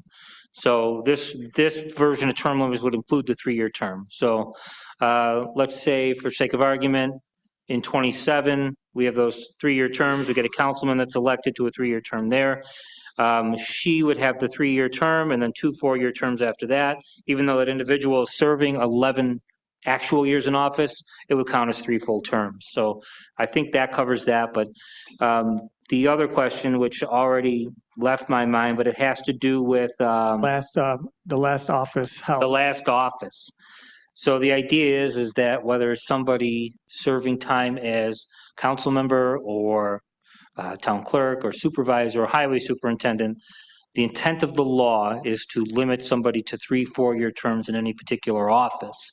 So if somebody serves 8 years as the highway superintendent and then gets elected town supervisor after that, they would be able to serve up to 3 full terms as the town supervisor and then go back and serve 1 term as the highway superintendent if the voters love them that much. Does that make sense? Again, this public hearing, though, is to get the people's opinion on this, and then get this for the referendum then in November, correct? Right, and that's why I asked the question about that one word. The first appearance of the word consecutive is that if there was a poison pill in this now, I wanted to make sure that we were aware of it as soon as humanly possible. I didn't think there was, because it's a single word and it doesn't change the spirit of the law, but I had to ask the question. Theoretically, if we had a hearing on this at the next meeting and we had a resolution up to approve this at the next meeting, we can get this done as soon as June 9th. We have to make sure that whatever the town needs to do for the mandatory referendum, that is done by August 3rd, I think is the date, Because I right? had brought this up last year about doing term limits, but I remember speaking with you, we have just missed the deadline, I think, for that. So In addition to that, we had to figure out whether or not we were governed by the Voting Rights Act and our permissions from the Attorney General, which we determined we did not have to. I would offer you one other thing to consider where it reads elective public officer last held. Perhaps the word last should be previously held as opposed to last held. I think that might help with Mr. Pilarski's concerns. That definitely would. That makes more sense because then it does spell out that it's in total. So even if you took a break and came back. So And I would also offer that I believe that the state has done something with the math so that if any of our council members ends up with a 3-year term, they do get the 4th year because of a 4-year term written into our laws. I believe they get the 4th year credit for their retirement system, which I sort of puts this and that in step with each other when you're talking about perhaps 11 years equals 12. All right, any other comment on this? All right. All in favor? Aye. Any opposed? Carries. Resolution 2026-345 has been carried. Resolution 2026-348, sponsored by Supervisor Noack, seconded by Councilmember Thompson. New York State Department of Criminal Justice Services is funding a grant to support Erie County and the town of Cheektowaga for violence prevention and reduction. The Gun-Involved Violence Elimination, or GIVE, initiative provides state funding to local law enforcement agencies for equipment, overtime, personnel, as well as focused training and technical assistance. GIVE is a key component of New York State shooting and homicide reduction strategy. GIVE is an evidence-based initiative. The town of Cheektowaga Police Department will receive $160,000 for budget year starting July 1st, 2026 to June 30th, 2027. Town of Cheektowaga Police Department is in need of specialized training, software, equipment, such as cameras, license plate readers, and patrol efficiency and management technology. The award of grant monies will enable the police department to support the sustainment of GIVE and implement the required problem-oriented police strategies called POP. Supervisor is being hereby authorized and directed to execute all documents pertaining to the application for and acquisition of said funding. Okay, on the question, this is an item that I had pulled after discussion with Councilmember Lewis, and I think there was a question, correct me if I'm wrong, about the, in the second whereas regarding the dollar amount. Could you speak to that to make sure I don't botch it? Yeah, no. So in the second whereas, initially before the change, it said 150,000, but it was 160,000 in parentheses. So just want to know which number was correct, but it looks like it was corrected. Okay, yeah, I printed my resolutions off on the 20th, so if that addresses your question, I have nothing else on the item. Anything from any other council members? All right. Well then, on the question, all in favor? Aye. Any opposed? Carries. Resolution 2026-354, sponsored by Supervisor Noack, seconded by Council Members Nowicki and Lewis. This town board hereby creates an additional position of Deputy Superintendent of Highways pursuant to civil service law and rules effective May 27th, 2026. On the question, this is early in the year, we reestablished the title of Deputy Highway Superintendent. This board has not affixed a salary to that. There's been some discussion about how to deal with the question of a Deputy Highway Superintendent. Part of the answer dealing with our personnel director in the HR department is to create a second title of Deputy Superintendent of Highways. Again, this resolution would not establish a salary to that. That would be a subsequent conversation to this. That's essentially why this is before us this evening. Anything else from any other council members? Okay. Hearing none. All in favor? Aye. Okay. Madam Clerk, there's division. Can we have a roll call vote? Roll call vote on Resolution 354. Councilmember Bukowski? I'm abstaining. Councilmember Elderkin? Yes. Councilmember Lewis? Yes. Councilmember Nowicki? Yes. Councilmember Pilarski? Yes. Councilmember Thompson? No. Supervisor Nowak? Yes. Motion is carried. We are moving on to, actually, I need, we are done with our resolution items filing, so I need a motion to, and a second to suspend the rules to include resolutions 371, 372, 374, and 374 to the table. Do I have a motion? I'll make the motion. I'll second. By Supervisor Nowak, seconded by Councilmember Pilarski. All in favor? Aye. Aye. Resolution 2026-371, sponsored by Supervisor Nowak, seconded by Councilmember Bukowski. Joseph McCarville of Depew, New York, being and hereby is appointed to the position of Working Crew Department in accordance with the terms and conditions of the town's collective bargaining agreement with the Town of Cheektowaga Supervisory Unit, effective May 26, 2026. All right, on the question, all in favor? Aye. Any opposed? Carries.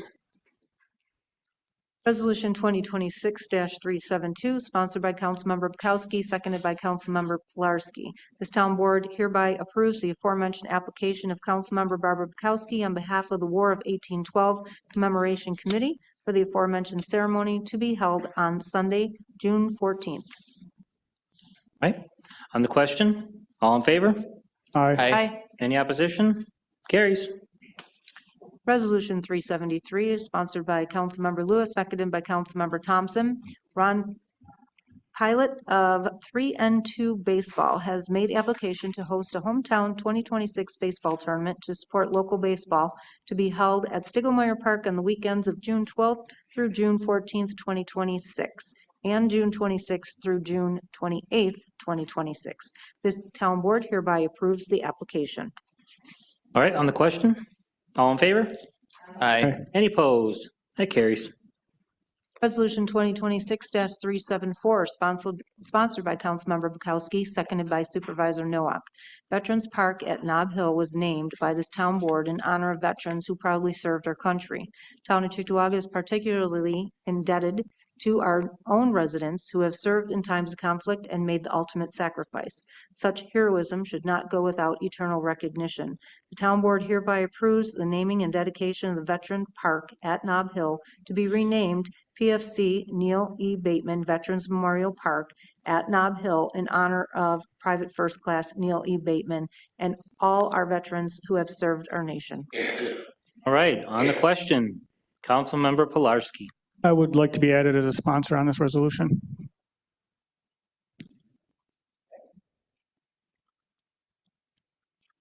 Voted. Any comment from council members? All right, seeing none, hearing none, all in favor? Aye. Any opposed? That carries. End of our resolution items tonight.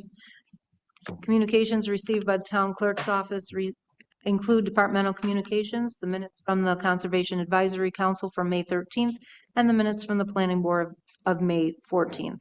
2 notice of claims have also been received. Okay, with that, next up is public comment. It's an opportunity for residents to comment on matters involving the town of Cheektowaga. Each speaker may speak only once, and each speaker shall be limited to a maximum of 3 minutes speaking time.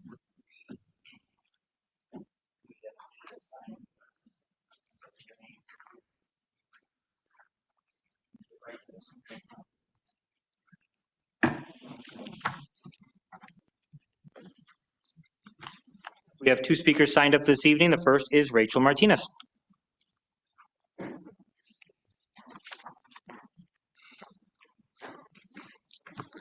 Hello again. Just wanted to add more about Flock because it seems like we still need a little bit more education on it. I pulled a few things. One is policy 426 from Town of Cheektowaga here. This is another policy we got from Lexipol, so we don't own the policy, but we are held to it. There's so many things in here that need to be defined. This is the concern we've had about multiple policies where there's just very vague language in here, which makes it really difficult to think that we're going to follow this in a reasonable way without the proper training. So as far as the ALPRs, they can be used in conjunction with any routine patrol operation or criminal investigation. A reasonable suspicion or probable cause is not required before using it. It does say that all officers should be completing department-approved training, so I just wanted to make sure that is happening. But there's multiple places where it says if practical or if it's reasonable to believe, which is impossible to define. So ALPR data should be purged unless it's become or is reasonable to believe it will become evidence. You can consider anything reasonable to be evidence in the future. Like, how do you possibly define that? And then as far as releasing data, it says that anyone releasing data would be directed to the records access officer, the authorized designee. So I just want to make sure that we have that. There's also documentation from FLOC. This was pulled from back in 2023 and one of the many contracts we have with them. And it does speak to all of the things that FLOC can be used for. So again, I know we don't want to speculate too much, but I think this speaks to the concerns that we have if we're not really following these closely. Vehicle fingerprint technology. So it's not just looking at your license plate. It says attributes, color, type, make, objects, bumper stickers, roof racks, anything that's on the car. The integrated cloud software. So again, it can look at vehicle color, type, manufacturer, you can search for any of that. Utilizes motion to capture start and stop recording without the need for a reflective plate. It has the capacity for auto detection capabilities using machine learning to recognize audio signatures typical of crimes in progress, such as gunshots. It has the capacity for live video integration.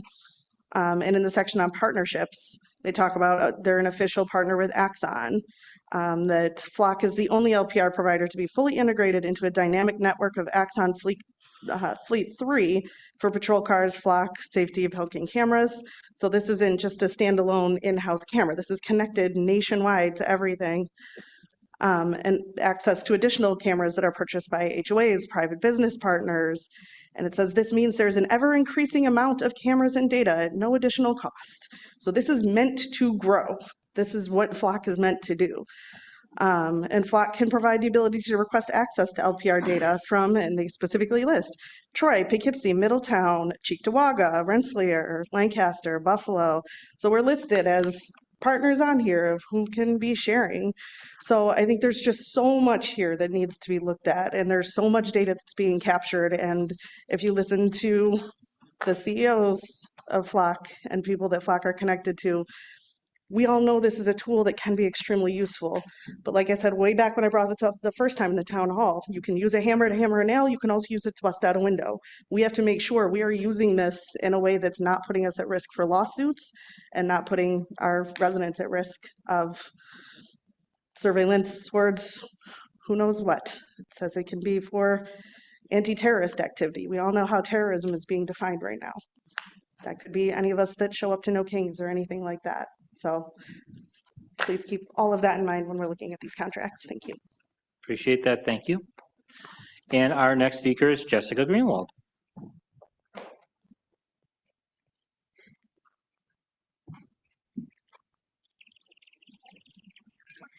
Alrighty. A couple of points that I want to bring up in regards to some of the things that were said. So FLOC versus surveillance on your phone or your Ring doorbell or things like that. Let's think about this critically for a second. I choose my phone individually. I choose whether or not I have it. I have a choice to not have one. For the vast majority of people in our town, they need to go places. They need to travel. Like, they don't have a choice. I think a lot of people don't know about this being implemented. I don't think the board knew much about what was implemented with this prior to a lot of the questions that we were asking. I think that it's really problematic for the system to be used to make up for us being down 12 police officers.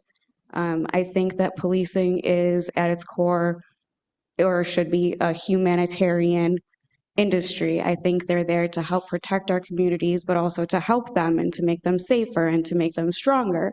And I don't see how surveilling our citizens does that. I think that if we need more police officers, or if they're doing maybe jobs that they don't necessarily need to do, maybe we could hire a social worker and that could alleviate some of their load. Maybe there's different hiring incentives and we could put that money towards bonuses or things like that. You know, I am pro us having a safe community, but I think if you look at nationwide what has been happening with Flock specifically, there's really no reason to justify expanding this company's contract. I think we should have canceled this company's contract. I'm not saying that I don't see value in ALPRs at all, but I mean, to be honest, even if you were to go to a different system, I mean, if I'm going to have the GPS on my phone looked at by the federal government or by the local police, they need a warrant. If my car is going to get a GPS tracker on it, they need a warrant. Every single vehicle that drives past one of these cameras in Cheektowaga is tracked and has this digital fingerprint made without a warrant. It's also concerning that they are implementing AI in, again, a industry that dictates people's lives and is very humanitarian. If they, you know, signal the wrong car on accident or the wrong person, that could lead to devastating consequences. And I just don't think that that's the thing that we should put to technology. I think that's something that we should have people do. I think our officers are skilled and trained and reasonable. And I think that maybe some of the policies, like our Lexapool one, should be replaced with free model policies for ALPRs that are online. But I don't think that it serves our community a benefit. I also want to talk about the location of these and hearing that this is based on the amount of crime in communities. So I actually looked at the crime statistics, and there are areas of, you know, the Pine Hill area that have very similar crime as areas of Sloan. And Pine Hill has a lot more cameras. What's different about those demographics? Does anybody want to answer? We all know what's different. Okay, let's not pretend, let's not, you know, don't insult us, guys, don't gaslight us. We see the data. I mean, I'm not saying that these things can't be used productively, but there is documented misuse. There is, from 2025, them searching for ICE, which has always been against our policy. And we shouldn't be giving more money to these things that we know are being misused, and we don't even know the full extent of it. You know, so many of these things, investigation, how do you guys have any kind of control over that? How do we really know what's happening, and how do we trust that? I want to add that my district is for the Cheektowaga Committee because that's been brought up. I'm a Democratic committee member. It's in the Pine Hill district, and there's a lot of cameras there. And I had to knock door to door in that district, and I want to say that these were some of the nicest people. There were people helping each other change their car tires on the street, and, you know, kids playing on their porches and stuff like that. And I mean, I wish my community was like that. I wish my neighborhood had that. So maybe there is crime, but, you know, maybe it's also dirtier and underfunded, and these people need you know, sanitation to come in and to make things nicer and to invest in building up these places so that crime doesn't happen, because the people are great and they don't deserve to be watched. Thank you. With that, we're going to move on to elected officials' comments, starting with the supervisor. I got a few things this evening. Might as well start with the Flock cameras. I think we had a good, healthy discussion on those. And it's a discussion, it's a decision that every community has to make, the balance between privacy and security. I mean, there are times where those two things do not contradict each other or go into opposition with each other, that you can have both. And it's a very easy choice. But when it comes to these cameras, there is a little bit of a trade-off. As in the mind of some, it's a significant trade-off. And one of the questions that comes up is, who owns the data? And another question that comes up is a difference between publicly owned assets where it's totally in the view of the public sector or the government versus getting into surveillance that involves private companies. This begs a lot of questions that are new and aren't easy, and sometimes they don't fit into these traditional ideological boxes. And it's something that we're going to have to sort out as a board. And I think that there's a consensus of opinion where we want to go, but we're going to have an opportunity between meetings and on June 9th to discuss this internally, to learn more about it, and to get representatives from Flock before the town board to learn more about that. Yesterday, we had a Memorial Day ceremony at Nob Hill Park. I know several council members are probably going to talk about their experience there, so I won't get too far into that. I'm really happy with how the monument for the Bateman Memorial Gardens turned out. It looks fantastic. And, you know, when you do ribbon cuttings, you see all the elected officials and the pair of scissors, and you're like, oh, this again. But there's a lot of people that made that possible. And Glenn Bateman and Jerry Kowalski are two people that should be named in particular. Without them and their tenacity and their persistence and their hard work on this, yesterday wouldn't have been possible. It's always great that, you know, a lot of folks can be around a ribbon cutting. And there are obviously other folks, our former assembly member and many others who played their role to help make this happen, and all the folks on this board too. But those two, Mr. Glenn Bateman and Captain Jerry Kowalski, deserve a special shout out in their role. And, you know, thank you to the Cleveland Hill Fire Department and all the other folks that there's a great turnout on that. So I'll leave more on that for the council members. At the last meeting, we had AMR appear before us to honor them for EMS week. Immediately after that meeting, it was brought to my attention by a couple folks, essentially the question, where are the volunteer fire departments? I appreciate that that was brought to me, that somebody shared their opinion honestly and felt comfortable doing that. That's a testament to the good relationships that have been built between folks up here and our volunteer fire companies. But they are owed an apology, and I apologize for not reaching out to the folks in our volunteer fire companies to include them in that. You know, the folks in our volunteer fire companies all over the town of Cheektowaga provide critical EMS services. The vast majority of their calls are EMS related. And, you know, I mention an apology, and that's coming solely from me, because if you're listening out there and you're one of the volunteers understandably upset by that, I don't want you to take that out on any of these guys. They didn't know. That falls right on my shoulders. So, you know, it would be the easiest thing for me to ignore something like that and say, well, you should have asked them and move on. That's not right. These 6 guys had nothing, and these guys and gals, they had nothing to do with that. You know, had I mentioned what I was doing prior to the meeting, probably would have gotten some good feedback from them to say, well, who else is coming? What else are we doing? So if you see us all on the road, don't take that out on the board members, you know, take that out on me. The Town Park Association meeting was last Tuesday, and just like folks from Duca that show up, and occasionally the William Street taxpayers and the neighborhood watch as well, we've got several community meetings in this town that have decent turnout. You know, there are times where we have a lot more folks in the audience for our board meetings, but I really appreciate everything that folks at Town Park are doing, you know, Ken Young and you know, and others to keep that organization alive. And, you know, Don Friedrich now with Duca and all the, you know, and Rick Nowak with William Street Taxpayers, keeping these organizations going. They're an opportunity for all of us elected officials to show up and have direct FaceTime with the public and learn about what their issues are and get to work on those as best we can. We get great ideas from those folks too. You know, the issue of verifying the hotel registration came up at that Town Park meeting. You know, I went to work on that immediately after. We did discover a minor issue with a hotel that the county had registered that we didn't. These taxpayer meetings, the comments we get up here are great to help us do our job better. No single one of us can know everything or be perfect at what we're doing. And it's human to say, I need your help. I want your input.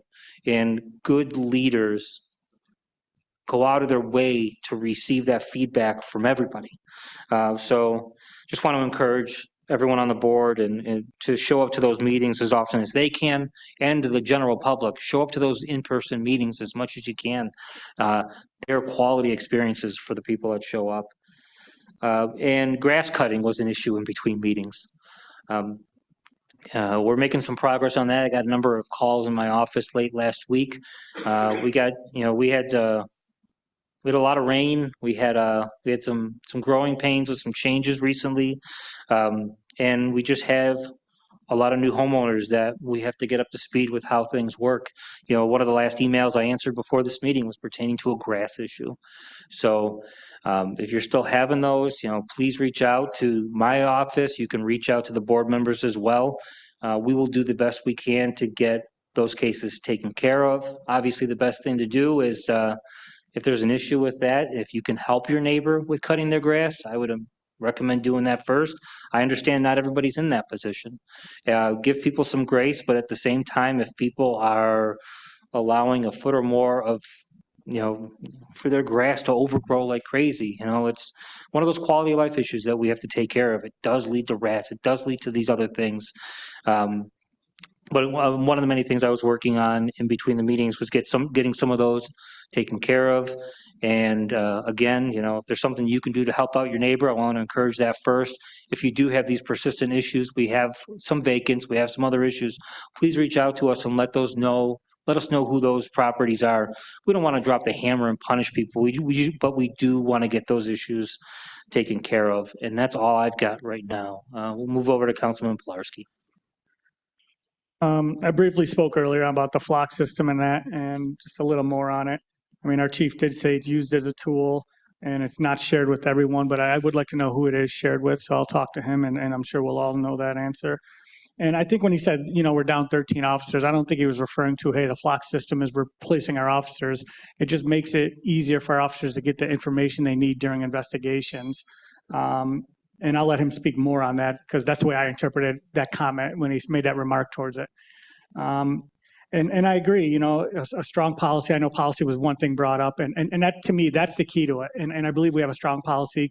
Like any policy, could always be improved, but it comes down to strong policy. I believe in the flock cameras. They're a great tool. They're a tool that if used properly, it's good to have. No different than our computers, but it comes up, how do we know it's not being abused? I mean, so I would counter with, how do we know it is being abused? Because as the chief said, the system, there's audits of the usage and audits of the camera. And to date, we have no abuse, coming on our end in the town of Cheektowaga. So our officers aren't abusing it.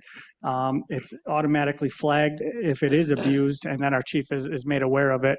And from what I'm told, there's been zero abuse of it all. But it comes down to policy. You could have the strongest policy and have one person or one thing that breaks it. It doesn't matter how strong that is. So you deal with that case by case. And I know, hey, if it is abused, it could be a costly, case on it all.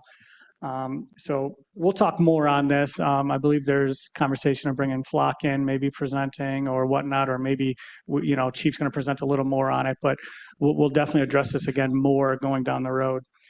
Going on with just normal stuff, Memorial Day, we lucked out. The weather, worked with us and cooperated. Saturday, I was really nervous with 3 inches of water and rain there. I'm like, oh, it's going to be a washout if it comes like that because there's no shelter and no cover at Nob Hill.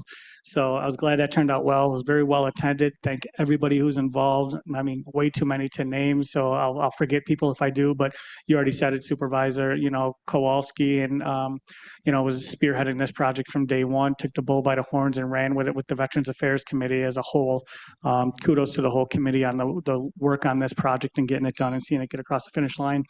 Thank you for the town board for the support on that project, and thank you for the town board for passing the resolution. That was the late file today. It was a late file simply. We talked ahead of time on this, but it was a late file because we wanted to keep it a surprise for Neil Bateman's family. We didn't want it to go up last week, and then the surprise was ruined for Glenn and that. So Glenn was very surprised yesterday, very happy with it, and so was a lot of many other people. And the monument looks beautiful. I saw the drawings of it when we started planning it, and sometimes the drawings are a little different in person, and this outdid its expectations. So thank you everyone for your support on that project. And on the park, we have folks reaching out about how to buy the pavers. So they're $100 if anybody is interested in supporting the park. I've got an email I got to deal with here, but we can get you more information on that if there is anyone from the public interested in adding their paver to what is already on site. And thank you to everybody who has done that. Councilmember Lewis? So just want to start off by echoing the same sentiments to renaming Nob Hill for Neil Bateman. So that was amazing to be able to witness that.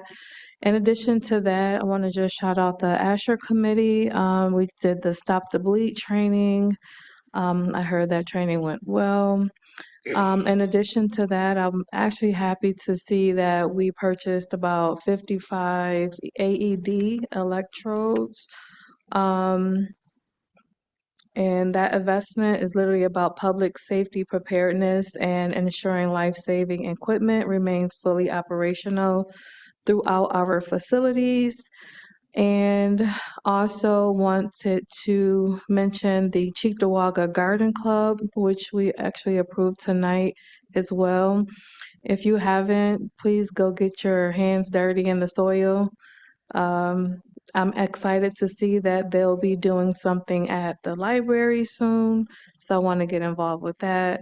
And then also, as far as the flock cameras, wanted to reiterate that I would be honored to hold a community forum on public safety, technology, and accountability. The chief did say he will offer his support and also bring in Flock to assist with that. So over the next week, I'd like to reach out to everyone to see what your dates will be so we can get that together.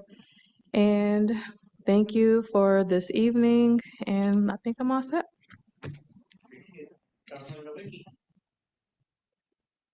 All right, so to unbutcher that quote I was trying to say earlier was, to every man is given the key to the gates of heaven, the same key opens the gates of hell, and so it is with science. That was Richard Feynman in the process of creating the atomic bomb in the 40s.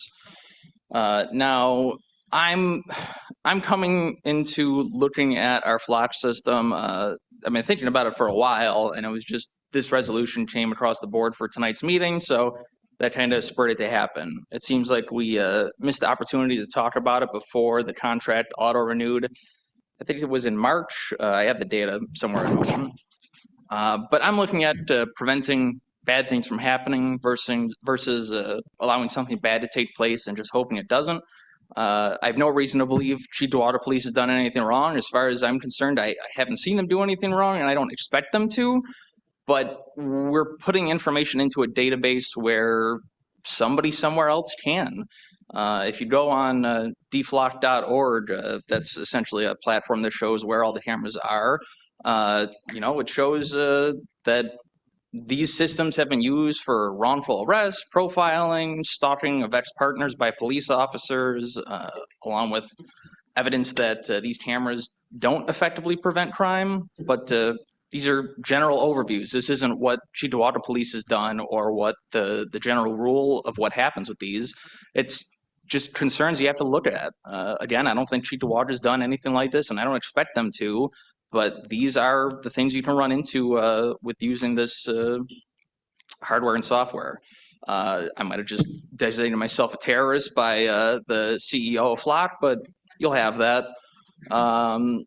Going further, I did just finish up the Citizens Police Academy with our Cheektowaga Police Department, and it was phenomenal. It was great. I loved every single part of it, minus the small aspects of where we put on a couple videos from Flock and Axon, where some of the things they had to say weren't exactly as truthful as I believe they needed to be. But as far as everything that Cheektowaga officers had their thumb on, it was incredible. It was emotionally jarring. It was funny. There were times where I was like crying in the back of the room. It was a valuable thing to go through, and regardless of where you stand on the political spectrum, I recommend you go through it. With this all to say, coming together, residents have been talking about it for a while, but I think it's a good time to talk about Cheektowaga Police and having the whatever we call it, citizens review board, citizens oversight, where we just come together and meet and talk about these things, because this stuff isn't going away. We keep talking about it, it keeps coming up. So one way or another, I think just having an outlet rather than people coming up and saying, why are they doing this? Why are they doing this?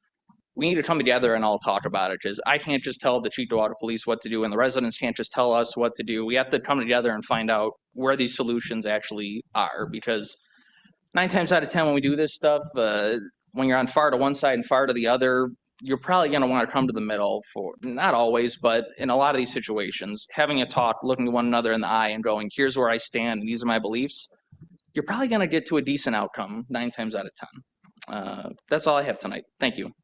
For what it's worth, I don't think you're a terrorist. I appreciate that.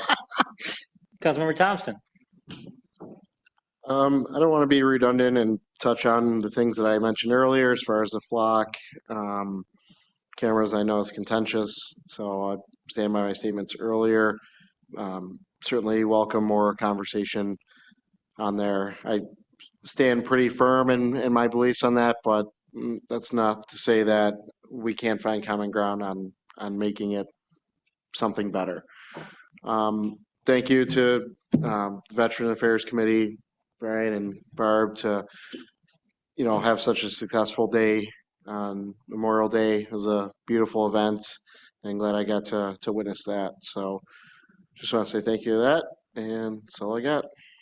Thank you, Councilmember Bukowski. All right, it was quite the busy week. Last week, Thursday, myself, along with Councilmember Nowicki, we did attend the Citizen Police Academy. And there was 14 others that graduated with us. And I would encourage anybody and everyone to attend this the next time they do offer this. It is very well done, very enlightening. So there were things that I had no idea of that was out there explained. And I know Steve mentioned emotional. There were some emotional clips that were shown in that, but all in all, it was very, very well done. And kudos to Paul Nazareth, who spearheaded that academy. And I want to thank everybody that was part of that. The next thing on Saturday, Rasden Park in Sloan, which off of William Street, we had the rededication and the memory and honor of Captain Gerald Rasden. And his son was there, and that also was nice, and a beautiful new made up, I'm sorry, just lost my train of thought. Renamed the park, and it's a nice picture of him, and that very nice dedication. Unfortunately, the weather wasn't very cooperative, but all in all, it was still very nice. And then yesterday, Memorial Day at Bateman Park. Beautiful, beautiful ceremony, and very emotional, because took a long time for this to come about. So thank you and kudos to everybody that was part of that. And if anybody is interested in getting a paver, you can contact the Donovan Post. However, you can contact me, myself, or Pilarski also, and we'll be happy to give you that information. And that's it. Thank you for mentioning Rasden Park there. It was a good ceremony, and thank you to our assemblymen and to Highway Superintendent Ruzniak and all the other folks who helped get that new that signage up. It goes from beyond a name to tells a little bit of a story. And we had this discussion about Neil Bateman and Nob Hill Park about naming the park after an individual. And I don't know, sorry, not to go over to Councilmember Elderkin, but I think it's important to mention that we want to connect people to our history. I mean, it's one thing to do it with statistics, but it's another thing to connect people to the history of all the veterans that have served us by using particular names of people's particular stories, especially learning about wars like Vietnam and all that. So, Councilmember Elderkin? Great. Well, as always, we had some spirited debate here, which is good, a difference of opinion. I think that's productive in itself. But I also just want to point out, by my count, we did pass 38 resolutions unanimously, and that sometimes gets lost in consent agenda passing. So I just wanted to make a point of that. And speaking of grass and all the rain, I want to thank the parks team for digging in and getting the parks taken care of. I know they got backed up a lot with the rain, so they got the mowing taken care of and the ball fields ready. March and April were the wettest on record. In May was pretty high up there, so it really sets them back, and also with all the projects. So we do have to keep that in mind. We can't control the weather, but just want to say thank you for their hard work. And a question that was brought to my attention online regarding summer programs at the park only being in certain areas. So I did want to reach out and answer this question. The free lunches at certain playgrounds, the reason it is only offered in certain parks is the free lunch program is provided by Buffalo Public Schools. So they're only approved to serve lunches in certain zip codes. So 14227, for example, is not an approved zip code. So if we wanted to serve the other zip codes, we would have to fund that and bring that back into the budget. There is Cheektowaga Sloan offers their own lunch program and hands them out Sloan SlashPad. You are eligible if you attend JFK. So that's the reason that's not at Sloan. And another question was the playground rotation, again, only being in certain playgrounds. Again, just set on the budget. And in 2023, offered a rotation at different parks and didn't get any kids. So what they did was they looked at the data, looked at attendance, and with the budget we have, offering it at the parks where kids attended. So that's all I have. And with that, I'd like to make a motion to enter executive session to discuss pending litigation, matters leading to the discipline of particular persons, and negotiations with the Cheektowaga PBA and the public safety dispatchers. Do I have a second? Second. All right, all in favor? Aye. Any opposed? With nothing to follow after. We are adjourned with no action to follow.